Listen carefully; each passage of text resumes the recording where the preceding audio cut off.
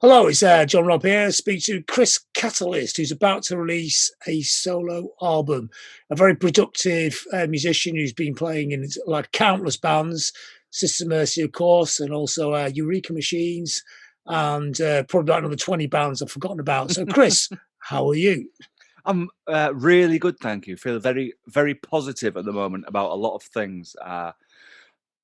Like I just said to you before, this year's kind of sucked in so many ways, but also like we were just talking about, it's given us a lot of opportunity to kind of take stock and be creative on our own merits and think about a lot of things that maybe we wouldn't necessarily have the time or ability to think about otherwise. Because, so like I've spent a lot of time over the past however many years playing guitar for other people or bass for other people or whatever. And that's been great. But I've always been terrified of sort of going it alone. And this year's more or less forced me to go it alone. And and like in that sense, it's been good. I've been really creative, really productive, writing a lot, resting a lot as well, and just had like chance to do some thinking and like taking stock. It's been an interesting time for sure. But fucking hell, I've really missed gigs.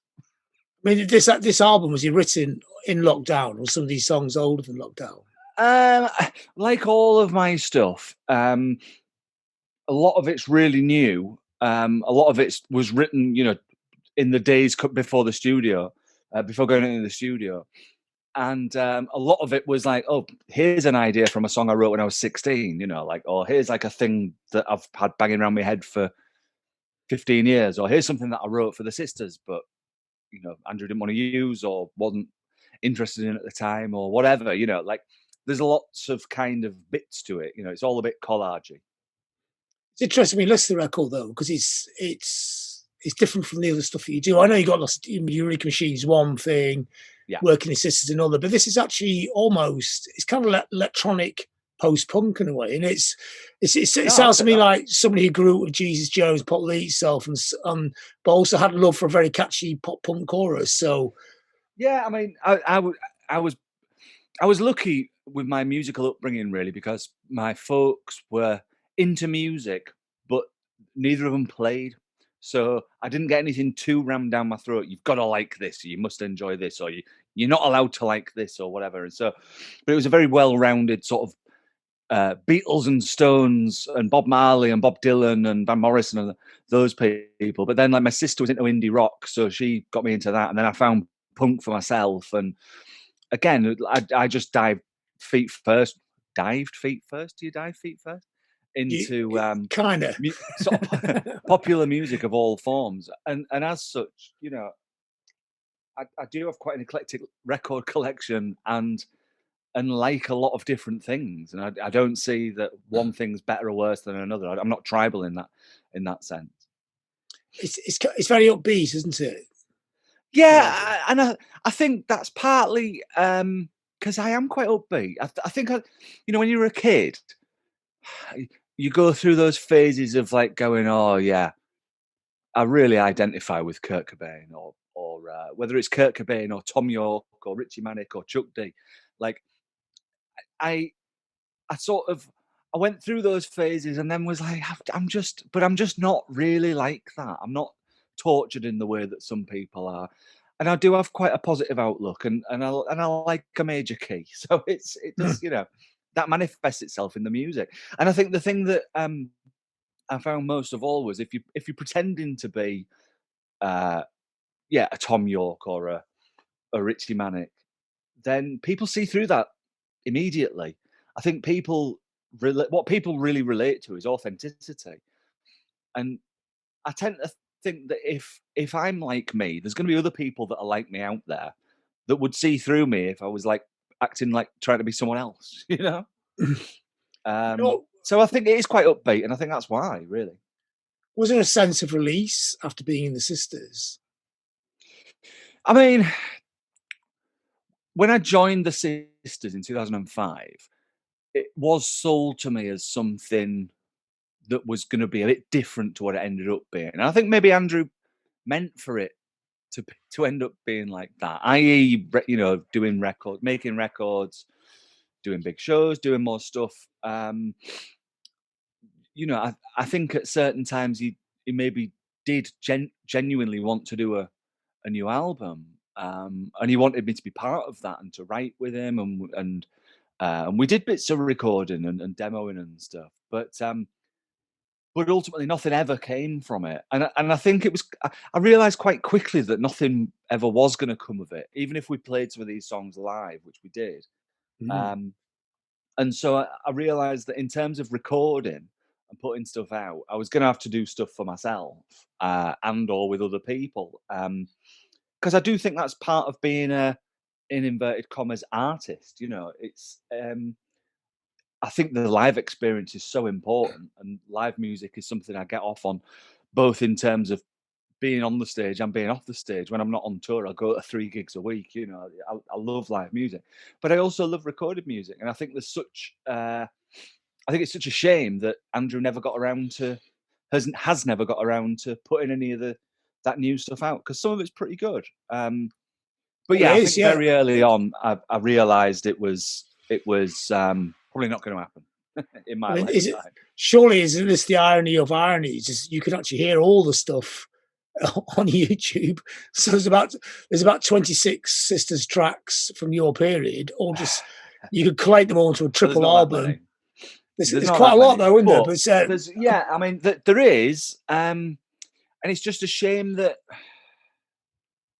yeah, the only versions there are the versions on YouTube through the camera phones and through the, you know, dictaphones as it used to be, or mini disc players as it used to be, or whatever. When actually it really wouldn't take all that much to get into a studio and with a decent producer and thrash it out and make it sound great and finish, because a lot of those songs are unfinished. You know, a lot of them just sort of peter out and don't have an ending, or don't have a counterpoint, or a middle eight that would, you know, take it somewhere else, or whatever. And I just think it's a bit of a shame, really, because, like I say, I do think he's still got stuff to say, and a really great pedestal from which to say it. But you know, he just wants to do stuff live, and that's his prerogative. It's, you know, if you pay to go and see the Sisters, then that's what you get. He doesn't owe anyone. I don't believe that he owes anyone a record. I just think it's a shame that he hasn't done one.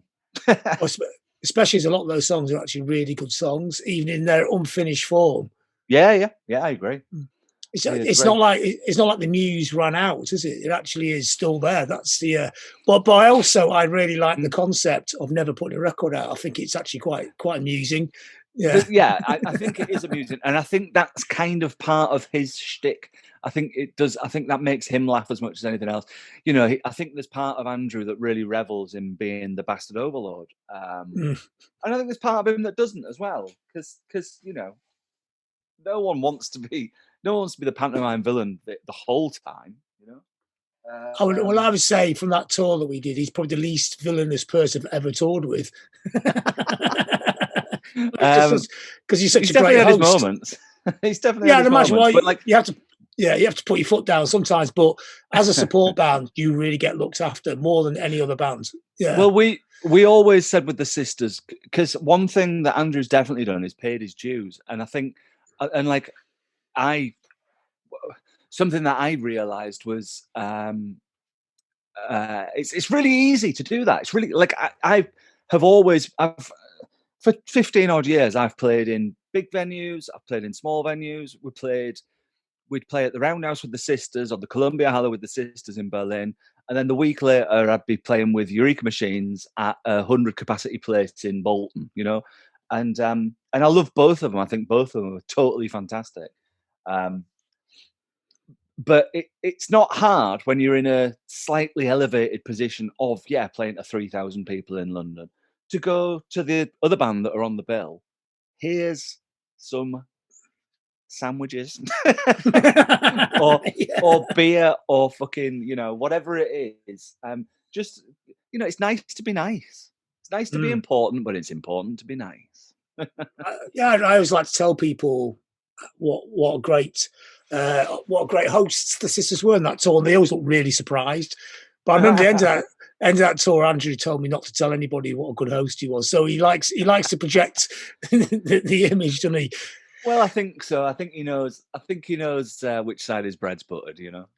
But I thought interest was a dynamic, actually, because you're very extrovert and he's very introvert, and I thought that worked really well. I thought it balanced out. Well,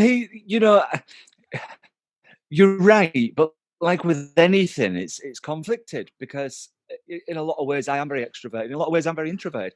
In some ways he's very extroverted. You know, when he chooses to be, like we all do. We're all kind of different moods and different colors and different tones and textures and all that stuff, depending on what day we get caught, or what hour of the day you get caught.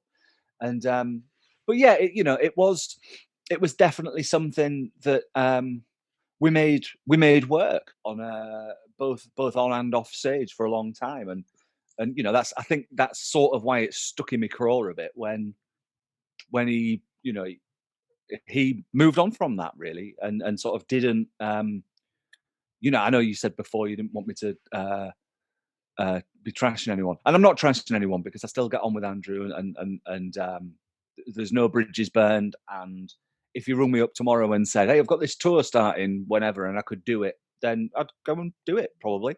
But ultimately, what happened was he wanted to do a tour in. It was September 2 years ago, I think it was. And I wasn't available, as I hadn't been in the past, and as Ben hadn't been in the past. And there'd been times when he'd made himself unavailable for things that we got offered, but I wasn't available.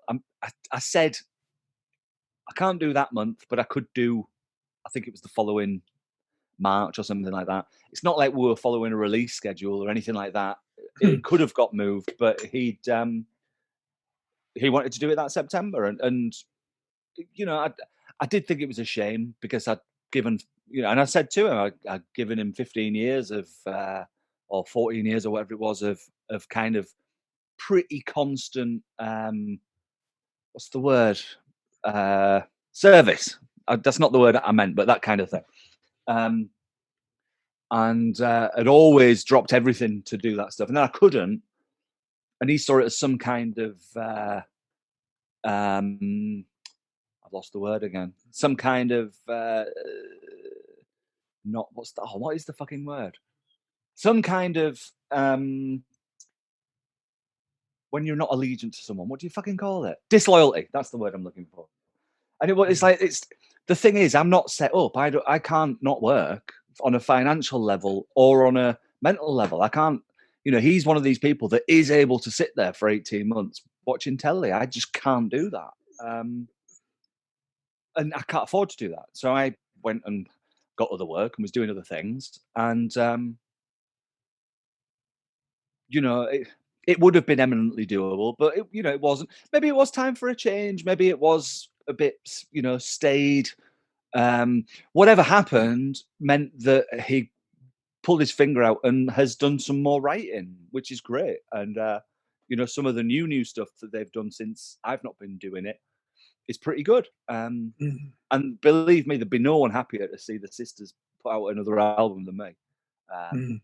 But there'd also be no one more surprised. I mean, the only thing I always thought they lacked in the last few years was a bass guitar. Yeah, I said the same. We had to talk about that. It's so fundamental to the sound, and it's. Yeah. I mean, I thought you and Ben. I mean, the guitars sound great, but you're thinking the bass was so key, because it's a post-punk band. That's what they really are. And post-punk's about the bass guitar, isn't it? Absolutely. Well, we've had the conversation about JJ Bennell before, and he's the reason I picked up a bass guitar in the first place. And I was a bass player before I was a guitarist. And, I've said to Andrew, I think that the best lineup would be me playing bass, a guitar player doing what I was doing, and obviously Ben on lead guitar. And it just didn't want to do it. I don't know why. I can't. Yeah. I've sometimes Andrew will be very clear about what he wants or what he doesn't want, and sometimes I don't really know or understand what it is or what it's not. And on that, I'm not sure. I think he's just he's come to a formula that he likes. you know, Andrew's made a career out of being sort of an immovable object, and who am I to disagree, you know? Yeah, it's brilliant. Again, it brings us back to your album, because the way you operate is almost completely opposite, isn't it? I mean, it's a very upsounding record. You know, as you say, if we weren't in the pandemic times, you'd be going out to gigs every night. You're very available. You know, very upbeat, very prepared to try different things. And and work with lots of people. Andrew's like the opposite, you know, and both work. It's just interesting, that dynamic. Yeah. It was, you know, I think like anything, you know, it's good when there's a bit of push and pull. And I think, you know, when I joined the Sisters, you know, Andrew came into like my circle of friends, and I would take him to gigs. Like we came to see Goldblade, and we, you know, we would go to the pub and we would hang out, and you know what I mean? And so I think that was good for him also to see that, you know, he used to talk about when, I guess in the 80s or whatever, when the bands would go out and everyone was kind of rivals and pissed off with each other and all that. And then he saw me and my mates that were in bands, and I'm talking about Leeds bands, really. And I think he was quite surprised that we would all go out drinking together and stuff, because times have changed, you know, and people big each other up nowadays and support each other rather than do each other down. And I think Andrew likes that because it appeals to his sort of punk and DIY sensibilities. But it's also a bit alien to him. To a certain extent. But I think, again, that goes back to why we always looked after the bands that we went on tour with. I don't like the term support band. We always looked after the bands that were also on the bill, you know, if we were able to. And when it was our gig, we were always able to. So in 2019, when the Sisters thing ended, so like I was asking Richie, was it a splurge? Was it a creative rush, or were you carrying these songs around? Some of these songs you said you had from the Sisters, and so what was it like? You know, wow, I can go in the studio now and make a record. Well, for me, I'm never not writing. You know, it did make me laugh. I saw you know, those band forums on the internet and Facebook groups that and stuff that we all say that we don't go on, but we secretly do. Like I saw a comment on one of the Sisters ones where it was something about like I don't know how they'd got to this conclusion, but someone said that it was because of me that the Sisters weren't going into the studio or weren't writing songs or something like that. And I was like, I don't want to fucking big myself up, but since I joined the Sisters in 2005, like I've been heavily involved with the writing or recording of about 15 albums, like whether it be on my own or with Eureka Machines or with Ginger from the Wild Arts, who I do a lot of stuff with, or with the Scaramanga 6, who I used to play with, or whatever. It's just like I said before, for me, that's a real part of the process, and getting that, where is it? I haven't got one to hand, but getting back that CD or vinyl or tape or whatever it is a real part of that process, artistically and creatively, and in terms of like its relationship with what you can do in a live environment. So, is it a different mindset for each project? Or yeah, to a certain extent. You know, when I write stuff for Eureka Machines, we've done 5 albums, but with that, it's kind of like it's these 4 people, of which I'm one. They're like 3 of my best mates in the world, and I know what it is that we do and what it is that people enjoy about our band and what they want to hear. You know, we're not going to like be putting a drum and bass loop in, or we're not going to have like a I don't know, tabla in there or something. So when it comes to like me doing most like of my solo stuff, that's where I can go, because I like hip hop and I like techno and drum and bass, and so not that there's a lot of that in there, but it's nice to be able to go, I'll put a drum loop in, and that's fun, you know. Yeah, you can hear them in there. There's definitely those. That's what made me think back to that sort of. Not, I mean, it doesn't sound like Jesus Jones, but that period where people were cross pollinating. Yeah, and between the different scenes. Yeah, which you don't get. You don't get so much now because the drum loops are so good now. You can actually get a drum loop that just sounds like a drummer. Sounds like a drummer, exactly. Yeah. But that's the thing, and that's something with the sisters where, like, I remember saying to Andrew very early on when I kind of didn't really get it, saying, "Well, would you not ever just get a drummer?" And he was like, "No, like this is our kind of USP, you know."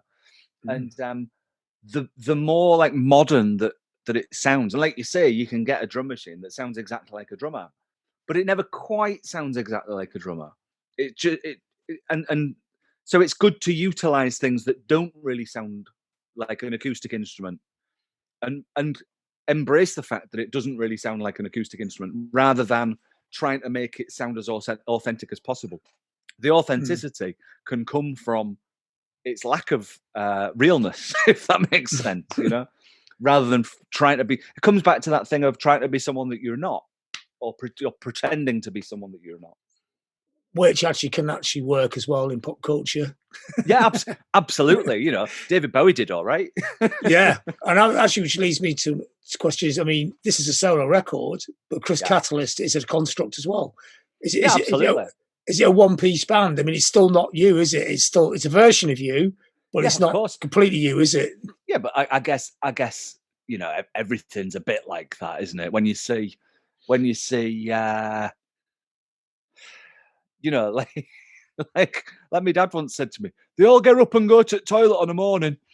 You know, whether it's you see, I watched the Creation film last night, the Al McGee thing, and it's got, you know, Oasis at Nebworth. I was there at Nebworth. I was 16. It was like that was my time, you know, at 16 or whatever. And it was fucking amazing. And the importance of that as a cultural event was absolutely not lost on me. But, you know, just seeing Liam Gallagher there, just like, you know, in his words, godlike, biblical, whatever. But it really was just seeing him there. But, you know, Liam Gallagher's a construct as much as anything. And like my dad said, he gets up and goes to the toilet on a morning. It's part one of the things that's great about pop culture, isn't it? Reinvention, absolutely, exaggeration, or just taking one part of yourself and totally around it as a work of art, in a sense, isn't it? Totally. And I think it really depends on who you are, what you are, and what it is that you're aiming to do. Obviously, David Bowie was, you know, somewhat of a one-off. I think that for some people, they trade off the authenticity of their mundanity, if you like. You know, I think that's sort of what, like, Morrissey was writing about in the early days. It was that kind of, what he was writing was kitchen sink drama, but portraying it in a different kind of a way that sort of made people idolize him. You know Morrissey, right? Yeah, a little bit. Yeah. Do you? Yeah. So what, you know, is he like that? Is that an act? I met him once, right? And it was an act. He was being Morrissey, which is exactly as he should do. But, like, you know, does he go for a pint on a Sunday night with his mate, or go to the quiz, take his dog and sit him under the, you know, I think Morrissey the whole time? Yeah, well, I think we're talking about another level of oddness here, because he does do that, but he does it in character. Brilliant. Brilliant. So he does utterly. It's the magic and the mundane thing, though, isn't it? Yeah. He probably would go to the worst pub possible and float in there like an LA superstar and sit in the corner with a pint on a little whippet. You know, it's you know, playing the character. yeah. Well, like Marquis Smith, who I was fortunate enough to spend a bit of time with on and off, and, like, he was, as a friend of mine put it, he's like, some people love him, some people hate him, but he's the best Marquis Smith going. You know? Yeah. Well, he was a construct. Like, yeah, of course. And unfortunately, I think possibly where he fell down, probably in like 1989, was when he started believing in that construct a bit more than he should have done.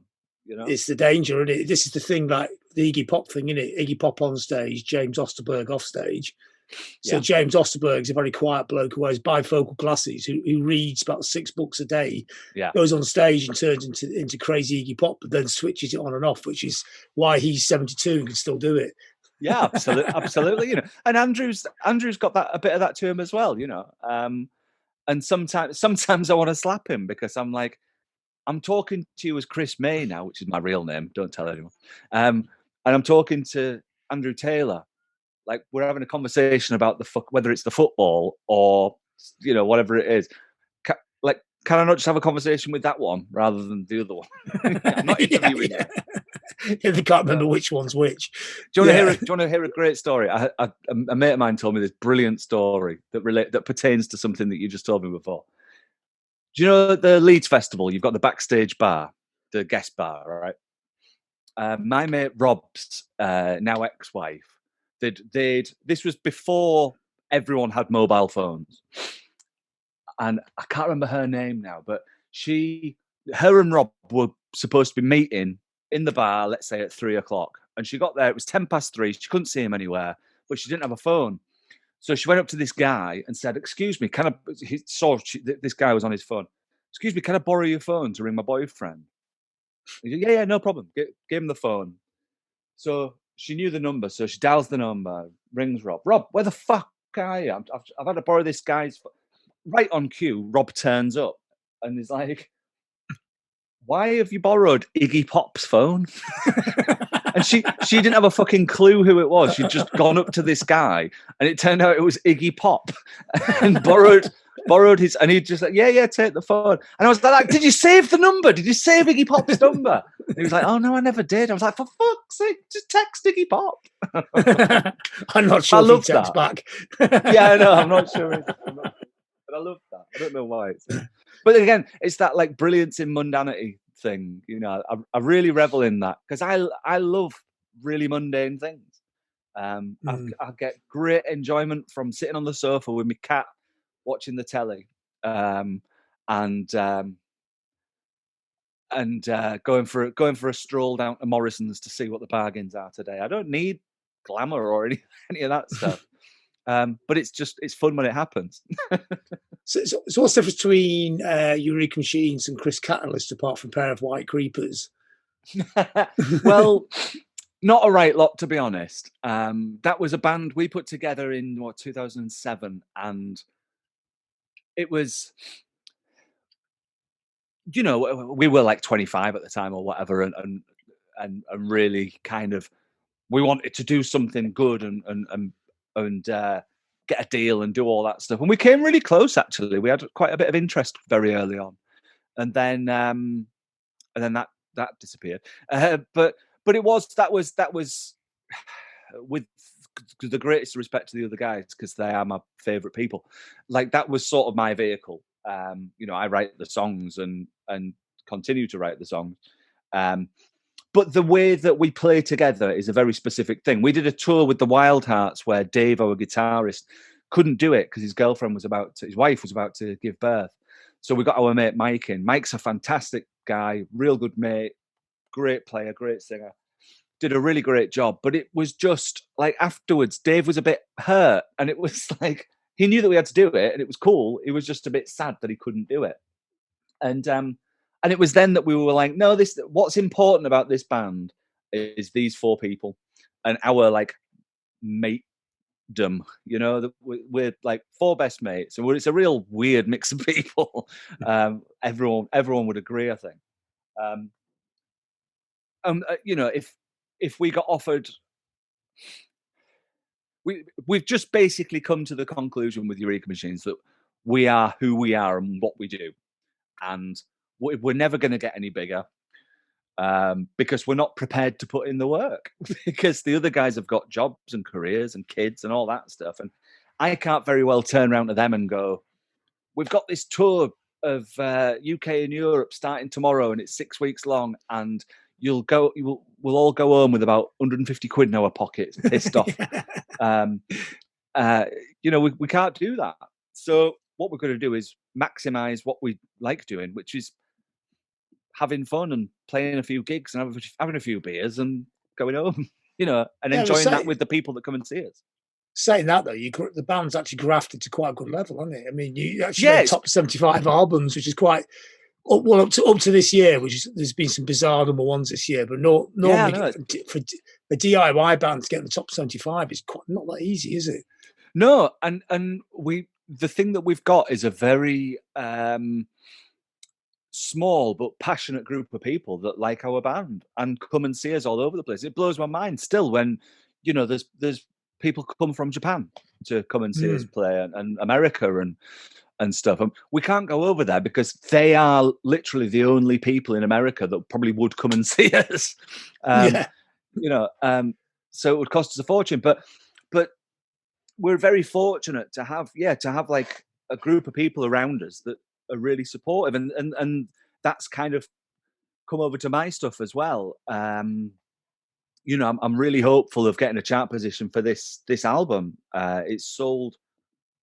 The pre-sale thing that you have to do is sold really well, and people seem interested. And a couple of new videos with a slightly different side of what I do seem to have struck a chord with a few people. And so the thing that I've really got to be grateful for is those people for being so supportive and keeping me going this year. It's been fucking such a hard year, but you know, I was doing those online gigs this time last year. In fact, it was a year ago tomorrow, I think, was the first one. And it started off, I was like, we can't have gigs, and I like playing guitar and singing songs, so I'll do this every couple of weeks for a bit and raise some money for, and I did that thing where like I give half to charity and take half for myself because I'm out of work, and people really got behind it, and like I've raised like 15 grand for charity, which has been amazing. And so it doesn't take a genius to work out that I've also raised 15 grand for me, which has kept me going this year and paid me way. It's great. No, musicians should never apologise getting paid. No, I know, that's exactly. And I've had like 2 snarky comments ever about it. Over the past year. Nobody else goes to work and gives half the money to charity, do they? Well, no, exactly. So fuck them.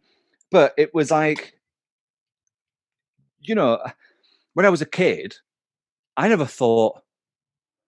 I just assumed that I would never get paid for doing music.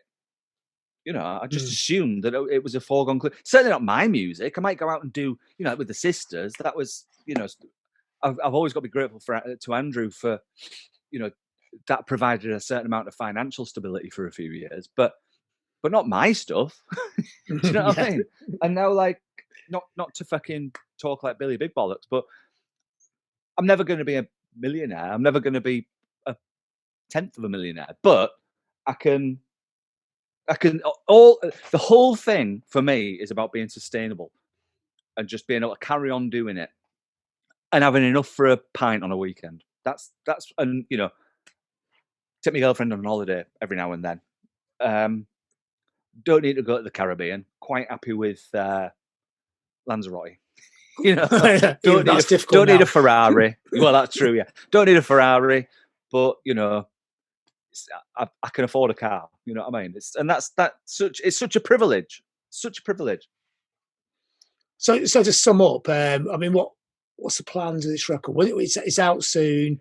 Are there any plans for gigging? Because things are sort of opening up. We're sort of staggering into a post-pandemic period, whatever that's going to be. Well, I think it's going to be really fascinating what happens when things open up, because part of me thinks there's going to be this like roaring 20s thing, like after the Spanish flu in 1918-19, where suddenly everyone's like going out and getting pissed and shagging and fucking throwing drinks over each other. And I was like, maybe I'll just buy like 10,000 Ds and just go out and sell them all. But like, so I don't know if it's going to be like that or if it's going to be like pretty tentative, because I wonder if this whole pandemic staying at home business has kind of given a lot of people like a Stockholm syndrome of almost enjoying being captured, if that makes sense. You know, like when it's Stockholm syndrome, when the victim ends up falling in love with their kidnapper or whatever.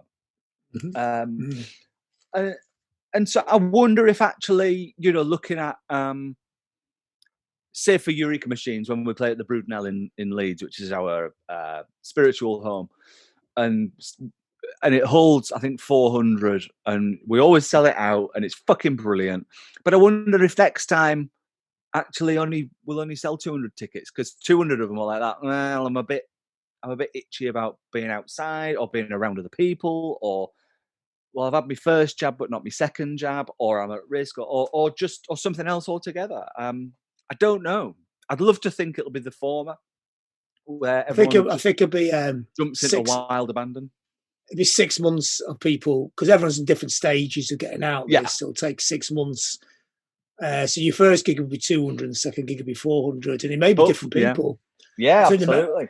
I think there's also a thing that maybe an older generation probably won't go out again, but it'll be filled up with the younger generation. Yeah, maybe. Or just to play devil's advocate on that. I mean, part of me goes, my mum just had her second jab yesterday, and so she's fucking ready. She, if Glastonbury was on, she'd be fucking parachuting in. You know what I mean? She's just ready to go, sort of thing. So, I think maybe for a lot of people that have had both jabs, for instance, maybe they will. I really don't know. I think you're right, though. I think the young people, when I look at my niece and nephew who are 19 and 16, they're just itching. He's got a ticket for Leeds Festival, and he is itching to get out and do all the things that you do when you're 16. That he's not been able to do for the last year, But to answer your question about what I'm going to do with my album, it's impossible to know at this stage. It was never sort of, I'd love to get out and do it live, but it was never like a priority really, because I'm busy with other things. But I definitely want to do some gigs. I definitely want to do some more videos. That's been really fun this time. But the main thing that I want to do is just keep going, just keep the momentum going of I wrote this record, I went and recorded it, we mixed it, produced it, fucking it's ready to go. I did it off the back of, I've made a David Bowie covers album, which was my sort of lockdown project, which I just did on my own. So that's sort of ready to go. I just want to keep writing, keep making, and keep doing, so that it just keeps rolling. And because I think I worry that if you stop, that's when it stops. I remember. I'm just going to name drop here now. Let's pick this. Marky Ramone said, let's pick this name up. Sorry, there we go. Marky Ramone said to me, I said to him, I did a tour with him, and I said to him, he wasn't pissed off, but we were doing this gig somewhere in Scotland, and it was like a small venue, 150 people, and he was a bit like, and I said, why do you still do it? And he said, because when you stop, that's when it stops. And I said, what do you mean? And he said, well, I look at the, and it was like one of those pinch yourself moments, because he was like, I look at the brothers, and when Joey stopped, that's when he died. When Dee Dee stopped, that's when he died. When Johnny stopped, that's when. And he was like, so I'm just going to go forever. And I was like, yes, Yeah. And I love that idea. I love that idea of just going forever, and I'm fortunate enough to be peers with certain people that just keep doing great stuff, like Ginger, where he just keeps going. He just refuses to fuck off. And and that's so brilliant, I think. And you have to ride those waves of maybe your band's a bit less popular this month, or rock and roll goes a bit out of fashion that month, but you just keep going. And I think if you're a grafter, you're a lifer. I'm a lifer. I can't do anything else. I could go and stack shelves. I could go and stack shelves or drive a van or whatever, but I don't want to do that. I wouldn't. I'd lose my mind. Not that there's anything wrong with that at all. It's just I've got these little wormy tunes going around my head that I need to get out. Tim Smith from Cardiacs, God rest his soul, was another one that just carried on. It's ironic because the Cardiacs are probably bigger now than they ever were when he was alive. And he just carried on doing it and carried on doing it and carried on doing it. And time was kind to him in that sense. Yeah, people caught up with him, didn't they? Yeah, people caught up with it. And I'm really hopeful that that happens for me. Not to compare myself with Tim Smith, because the guy was a genius. But I think if you just carry on doing it, time will be kind to you. Brilliant. Oh, well, thanks for that, Chris. Thank you, mate. Thank you. Yeah, very nice ending point there. Sweet. Yeah, so what I'll do is I'll run that on my YouTube channel and on the website as well. Yes. So so we'll get a double hit, and then also we'll run the videos as well on the website. Lovely. If there's anything I can do, like promo wise, obviously I'll repost it and all that stuff. But if there's anything I can do promo wise, just let me know. And just sharing it, that always helps. Yeah, absolutely, absolutely. Yeah. Definitely. It's a pleasure to chat to you, mate. It's been a while. Yeah, it has, hasn't it? I think the last time I saw you, you were dashing off to do the Ghost gigs out the backstage in Amsterdam. yeah, that's right. Yeah. That was ages ago. Long time ago. But we communicated, I think, on email and Facebook since then. But I mean, in 3D, this is 2D, so it's somewhere in between, isn't it? Yeah. I know. I was talking to Rio from 1919 the other day, and he said that you guys had been talking about doing something at the Brudenell. I think we talk about that then the pandemic came, so everyone just stopped talking about everything, didn't they? But we've done a few gigs then. They're a great band, aren't they? Yeah, I've not seen them. I've known Rio a long time, sort of on and off. But when I got together with my girlfriend about 3 years ago, he's like her best mate. So kind of re-established friendship with him, and therefore met Sam, who plays bass, I think, in 1919, and he's a smashing lad as well. So but I've not actually seen them. I'm excited to when all this is over. Yeah. I mean, the drumming in that band is like monolithic. It's like a juggernaut. He's a powerful drummer. Yeah. Well, he's a big Killing Joke fan. So you get that sort of pounding tribal thing going on. Yeah. I think absolutely. That's interesting that you say about the monolithic drumming, because that's his thing, is Mick.